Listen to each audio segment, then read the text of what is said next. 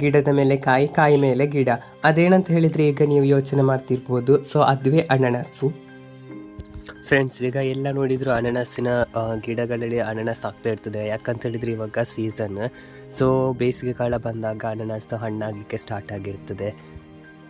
ಹಾಗೆ ಸೆಕೆಗೆ ಅನನಸನ್ನು ಕೊಯ್ದು ಜ್ಯೂಸ್ ಮಾಡಿ ಕೂಡ ಕುಡಿಬೋದು. ಇದು ಹಣ್ಣಾಗಲಿಕ್ಕೆ ಮುಂಚೆ ಹೀಗಿರ್ತದೆ. ಸೊ ಕಾಯಿಯಾಗಿ ಅದು 1-2-3 ತಿಂಗಳಾದಮೇಲೆ ಇಷ್ಟು ದೊಡ್ಡದಾಗ್ತದೆ.